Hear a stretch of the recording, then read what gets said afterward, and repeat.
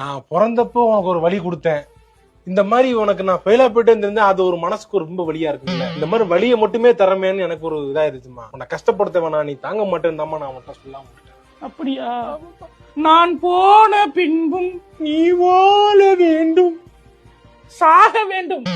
ஆமா, உன் தம்பி வேலைக்கு போயிட்டான், சம்பாதிக்க ஆரம்பிச்சிட்டான், கை நிறைய சம்பாதிக்கிறான், இந்த கார் வாங்கிட்டான். இவரு உங்க அப்பா நான் இருக்கேன்னே உனக்கு மரியாதை கொடுத்துருக்காரு. நான் மட்டும் கண்ணா மூடுனேன்னு வச்சுக்க, உன் ஜோலி முடிஞ்சு. அவனுக்கு கல்யாணம் ஆகிற வரைக்கும் தான் நான் இங்க இருப்பேன். கல்யாணம் ஆயிடுச்சுன்னா அவன் வீட்டுக்கு போயிருவேன். அடுத்த தடவை கிளியர் பண்ணிடுறேன் நானு.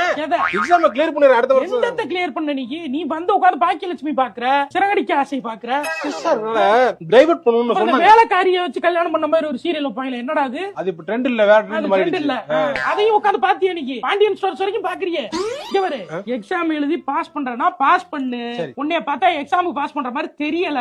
எக்ஸாம் ரீசனா சொல்லிட்டு வெட்டியா ஊரை சுத்துறதுக்கு பிளான் பண்ற மாதிரி இருக்கு. இங்க வரு, அம்மா கேன என்ன ஏமாத்திரலாம், ஆண்டவனை ஏமாத்த முடியாது, உங்க அப்பாவை ஏமாத்த முடியாது. பாப்பாரு, இன்னும் ஒரு வருஷம் பாப்பாரு, அப்புறம் தெருவுல தள்ளி போடா நயன் அடிச்சு வரட்டி விட்டுருவாரு.